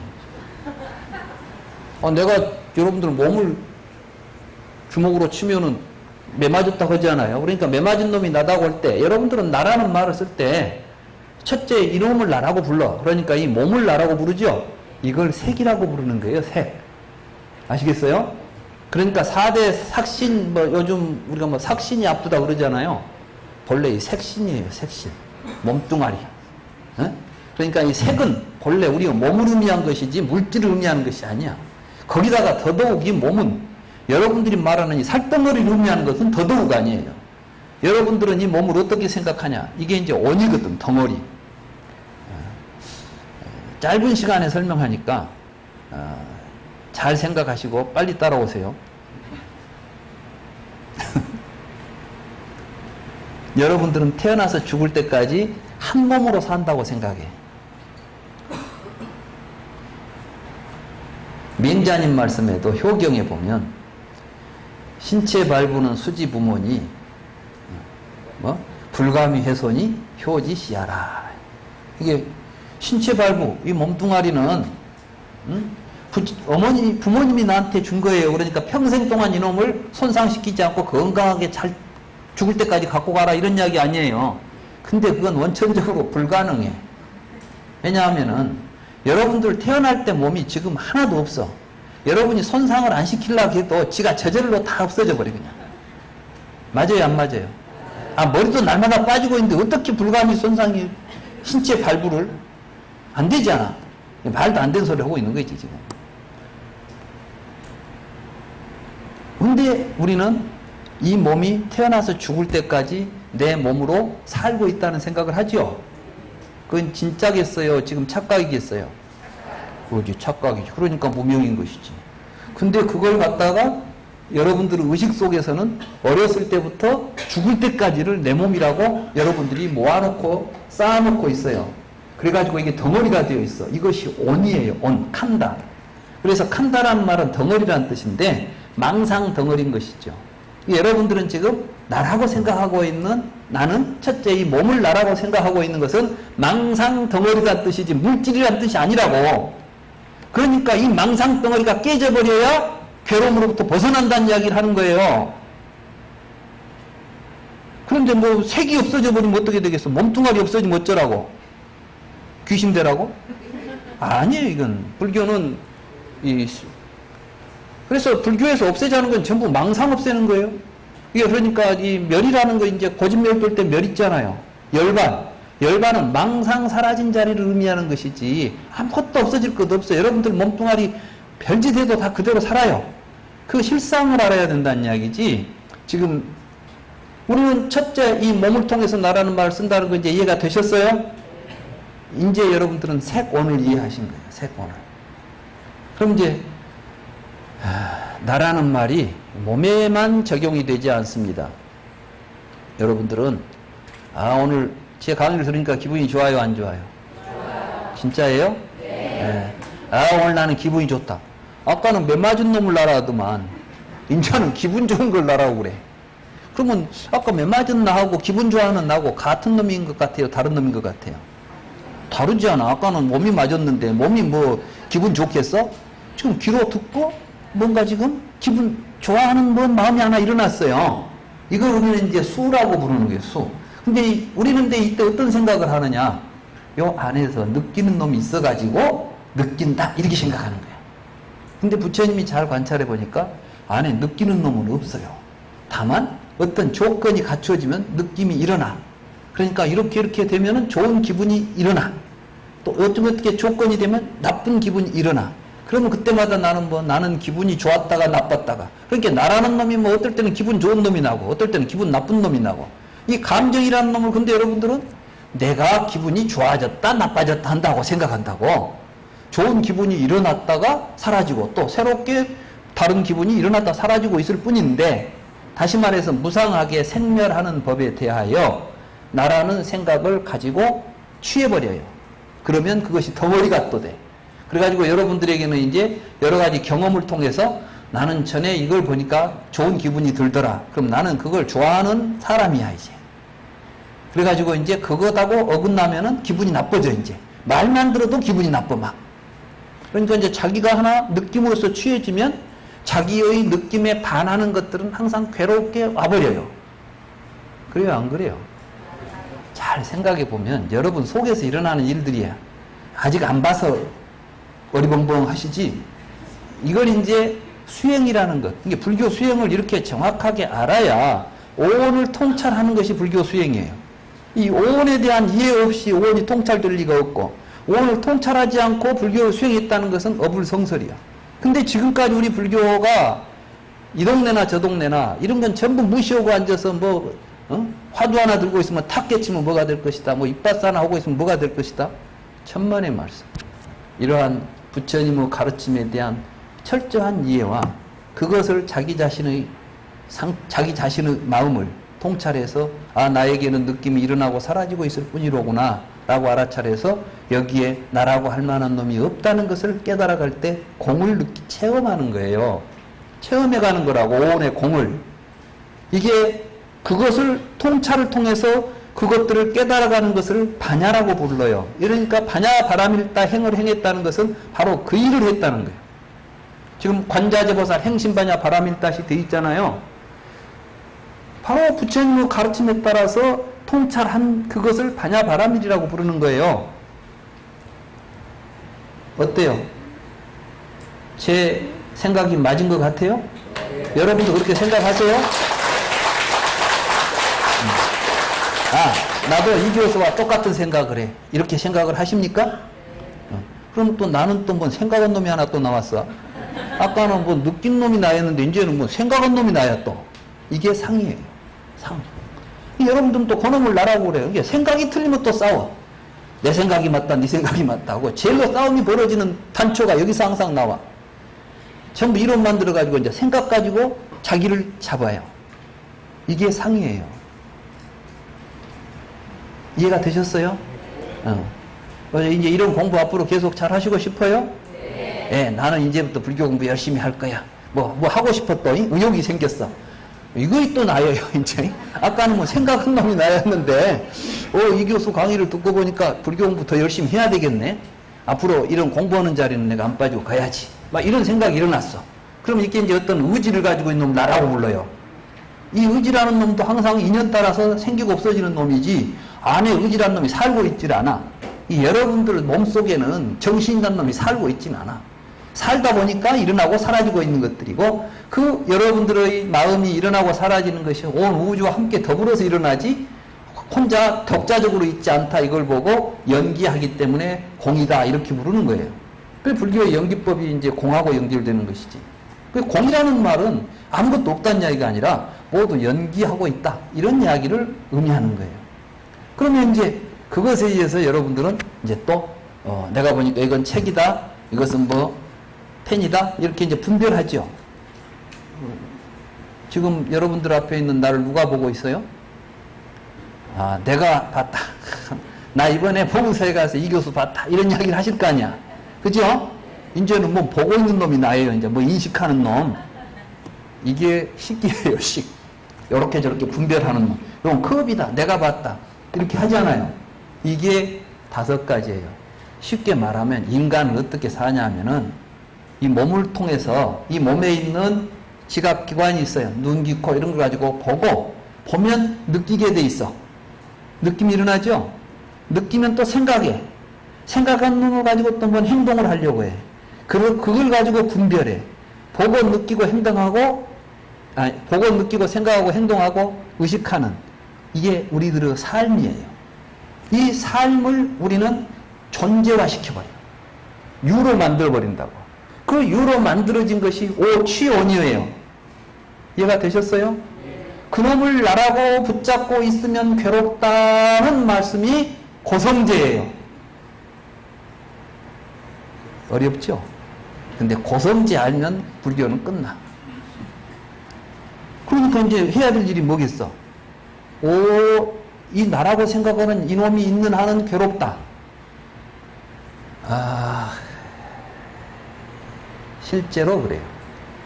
여러분들이 살면서 괴로움이 탁 일어날 때 뭐가 나오냐면 내가 나와, 내가. 세상 사람들이 고통을 호소할 때 한결같이 쏟아지는 말이 제일 먼저 첫 단어가 나라는 말이요. 아이고 내 팔자야. 아이고 내 신세야. 나는 왜 이래?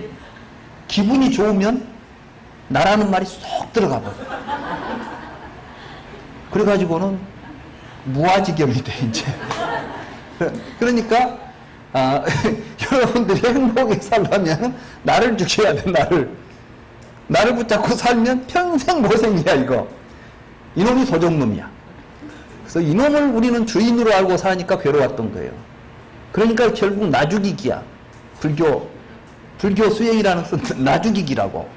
나 살리려고 하는 순간 괴로운 거야 이게. 그러면 생사의 고통에 빠져버려. 내가 죽은 자리에 참나가 나와요. 살아봐야 알아 이것은. 이거는 말로 안 돼. 그러니까 이제 그 지점까지가 멸하라고까지만 나와요. 멸. 그 멸을 하기 위해서는 팔정도를 수행하라는 거예요. 정견, 정상. 이게 이제 반야바라밀다 행이에요. 그러면 반야바라밀다 행은 어떻게 하느냐? 계정의 사막을 가지고 하는 거예요. 팔정도가 반야바라밀다 행이에요. 이게 이제 대승으로 가면 육바라밀로 발전하고 있어요. 육바라밀이 사실은 계정의 사막하고 하나도 다른 게 없어. 육바라밀 가운데 보시 하나 더 들어간 거야. 인욕하고. 지계. 보시, 지계, 인욕, 정진, 선정 있죠. 정진, 선정이라는 게 다 선정이에요. 그러면 마지막에 반야바라밀이 나오죠. 그러니까 계정의 사막 앞에 이제 이 대승불교에서는 그냥 저 혼자 수행한다고 하니까 야 그래가지고 수행되냐. 세상 사람들하고 같이 가야지. 그러니까 서로 너나 먹고 살자 이게야. 너만 수행하려고 하지 말고 뭐든지 법도 나누고 제도 나누자. 이게 이제 법시 제시 아니에요. 우리 부처님의 이 가르침을 나만 알고 살면 쓰겠냐. 우리 세상이 같이 함께 가야지. 그래서 이제 보시에는 법시와 제시가 있죠. 저는 여러분들한테 뭐 돈을 줄 것도 없고 지금 보시하고 있잖아요. 이런 걸 보고 이제 법시라고 그래.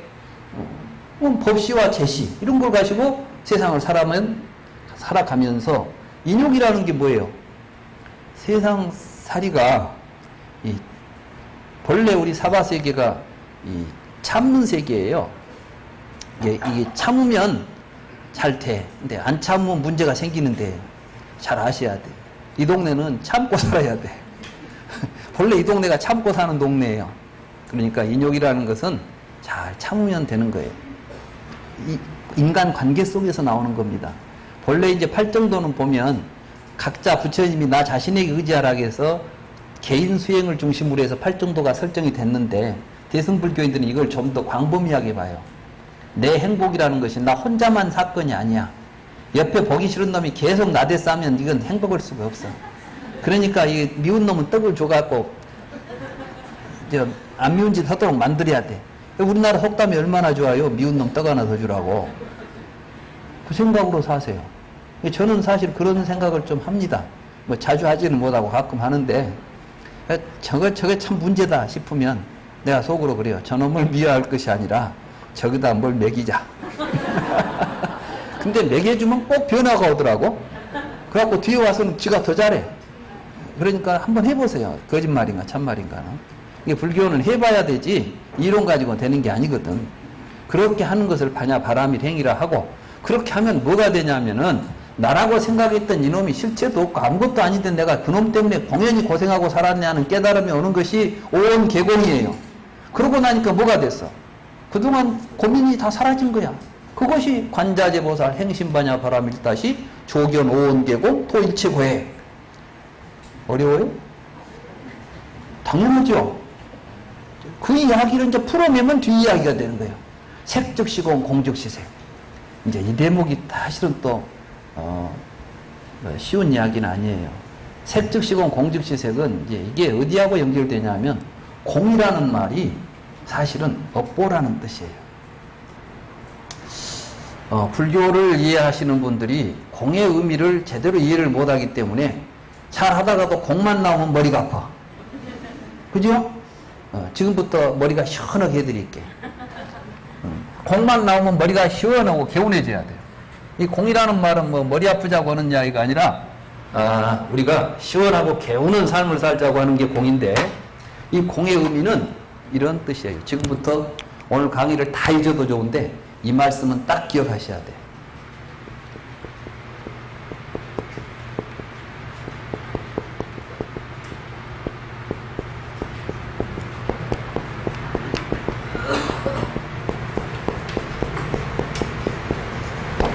업보는 있으나 작자는 없다.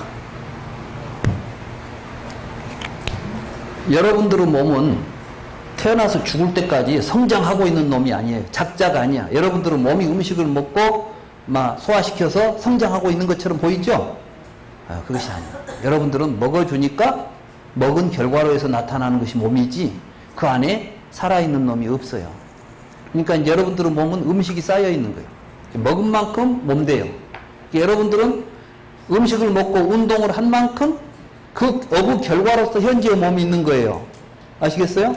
마음도 마찬가지야. 여러분들이 살아온 삶이 현재의 여러분을 만들고 있어요. 그런데 여러분들은 미래는 그러니까 결정되어 있어요. 업에 의해서 결정될 것이에요. 그러니까 지금 이 순간 우리가 해야 될 가장 중요한 일은 뭐겠어요? 그래, 어떤 업을 지을 것인가요? 과거에 내가 잘못된 업을 지었어도 그건 현재의 나일 뿐이야. 그러니까 과거는 묻지 마세요. 왜냐하면 과거는 이미 지나가 버렸어. 그러니까 부처님 말씀대로요. 과거는 금강경에 보면 과거신 불가득이다 그러죠. 과거에 있지도 않아. 근데 우리는 그것을 집착을 해. 붙잡고 있어. 그것이 생각할 때마다 괴로운 거야. 이게 뒤로 자꾸 가면 괴롭지. 또 앞을 내다보면 걱정이야. 왜 이놈이 어떻게 될까? 근심. 그러니까 고통과 근심은 과거와 미래 속에 있어. 근데 과거와 미래는 현존하지가 않아. 실제 없는 거예요. 근데 없는 것 때문에 괴로운 거예요. 그러니까 허상이에요. 그러니까 여러분들이 실제로 지금 느끼고 있는 괴로움이 있고 불안이 있다면 이건 전부 허상들이야. 실상이 아니라고. 실상은 어디에 있어요? 지금 여기에 있어요. 그러니까 지금 여기에는 뭐가 있어요? 내 몸이 있는데 그것은 빈 상태로 있는 거야. 말하자면 과거심도 없고 미래심도 없고 현재심도 없는 금강경에 과거심도 불가득이고 미래심도 불가득, 현재심도 불가득 있죠? 그 자리가 바로 지금 여긴 거예요. 그리고 우리는 이 자리를 떠날 수가 없어. 내가 가만히 생각해 보니까 항상 여기 있었더라고. 근데 이 자리에서 과거와 미래는 우리들의 생각 속에만 있지 한 번도 나는 미래를 가본 적도 없고 과거에 있어 본 적도 없어요. 왜냐하면 과거라는 건 지나가보고 없으니까 과거라니까. 미래는 아직 안 왔으니까 미래고. 근데 우리는 마치 과거, 현재, 미래로 시간이 쭉 길게 있는 줄 알아요. 시간은 길게 없어요. 찰나도 없어. 그러니까 공이야. 시간도 공이고 존재도 공이고 일체가 공인데 그 가운데서 이름 지어서 부르는 것이 뭐가 있겠어요? 다 우리가 붙여놓은 이름들이지. 그러니까 공중무생, 무수상행신, 무안이비설신은 싹 지어줘도 되는 거야. 그 자리는 지금 여기를 보고 사는 삶에서 모든 것이 벌어지고 있지 우리가 알고 있는 이름 붙여서 알고 있는 모든 것들은 다 실상 없다. 근데 그걸 가지고 이론 만들어가지고 다투면 되겠냐? 이게 이제 반야부에서 이야기하는 제법 개공이라는 뜻이에요. 근데 뭐 아무것도 없다 한다, 반야부 사상에 가면 모든 것을 막 부정해버린다? 부정? 뭘 부정해요? 아무것도 부정하지 않아요. 있는 그대로 드러내는 것이지. 그래서 제법 실상이라고 말하고 제법 실상이 공이다 이렇게 말하는 거예요. 공은 뭐예요? 업보다. 그러니까 이제 우리가 살면서 가장 중요한 것은 뭐예요? 업을 짓는 거예요. 자, 도둑질을 하면 도둑놈이에요. 부처님 일을 하면 부처님이에요. 부처님이 부처님 일을 하겠습니까? 부처님 일을 하니까 부처님이라고 불리겠습니까? 응? 아, 부처님도 도둑질하고 있으면 부처님이라 해야 되겠어? 도둑놈이라 해야 되겠어? 도둑놈이 지금 부처님 노릇하고 있으면 도둑놈이라 해도 부처님이라 해야 되겠어? 이 자리가 백급 적집대가 일념 돈탕진하는 자리예요. 사람은 살면서 누구나 다 잘못을 저지를 수 있습니다. 맞죠? 그렇지만 중요한 것은 깨닫고 어떻게 지금 살 것인가 이 지점을 정확하게 보고 살면 과거는 사실 없는 거예요. 그래서 우리 천수경에 보면 백겁적집죄 일념 돈탕진 그러죠. 예. 여러분들은 전생에 많은 업을 지었으니까 그 업 갚음을 하기 위해서 계속해서 뭘 해야 되겠다 이런 망상 속에 빠지지 마십시오. 바로 그것들이 아비달마 불교에서 업을 양으로 계산해 가지고 뒤에 가서 윤회를 하고 받는다는 생각을 해 가지고 세상 사람 여럿 괴롭혔던 거예요. 해탈한 자리에서는 모든 게 다 사라지는 거예요. 공이기 때문에 그래요. 그러니까 공의 자리에 있어서 우리가 다시 색을 만들어내는 거야. 그러니까 색즉시공 그 말은 뭐냐면 과거에 있었던 내 몸은 공이야. 이 자리야. 색, 공즉시색은 뭐냐면 그러니까 내가 앞으로 내 몸은 내가 또 업을 지어서 만들면 되는 거야. 그냥 공즉시색, 색즉시송이 똑같은 말 앞으로 뒤바꿔서 하는 이야기가 아니에요. 실제로 우리의 삶이라는 것은 과거의 모든 삶의 결과로 있는 이것들은 이미 비어있는 자리니까 이 자리에서 다시 내 삶을 창조적으로 만들어가자. 이게 이제 그래서 원을 세우는 거예요. 색즉시공 공즉시색이 되니까. 그러니까 앙굴리말라가 99명을 죽였지만은 부처님 앞에 와서 깨달은 순간 과거의 모든 업은 사라지고 아라한과를 그 자리에서 얻었잖아요. 불경에 다 나오는 이야기들 아니요. 왜 그런 원리가 되겠습니까? 바로 색즉시공 공즉시색이니까 되는 거예요. 그렇기 때문에 이 공의 자리, 그 비어있는 지금 여기에서 보면 보는 놈도 없고 보이는 놈도 없는 거예요. 우리는 지금 보는 놈과 보이는 놈을 분별해 놓고 있죠. 이게 바로 무안이비설신이라는 뜻이에요. 주관과 객관 이렇게 나누어 보는 거. 이걸 통해서 일어나는 모든 괴로움의 구조. 이게 부처님이 그동안 쭉 설법한 게 그래서 괴로운 거야 라고 했던 이야기들이 교리예요. 그 교리가 공을 깨달은 자리에서 보면 사실은 무의미하다. 그러니까 저 언덕에 강을 건너가면 배는 버리는 것이다. 그 배를 버리는 자리에서 부처님의 모든 설법을 실은 없다고 말하는 거예요. 바로 그 자리에 서 있기 때문에 이제 그걸 깨닫고 살아가는 보살들은 두려움이 없는 거예요. 무가이고 무유공포 원리 전도몽상 그러죠. 걸림이 없고 두려움이 없기 때문에 모든 전도몽상을 떠나서 구경의 열반을 성취하고 3세의 부처님도 바로 그 자리에서 안욕따라 삼약삼불이를 성취하고 있지 않느냐. 그러니 우리도 그 자리를 깨달아서 나라는 놈 죽여버리고 업보로서 착자로서 나를 없애버리고 업보로서 지금 여기에서 부처님 말씀을 바로 보고 깨달아서 원을 세워서 살아가면 다 부처 된다. 이게 반야심경입니다.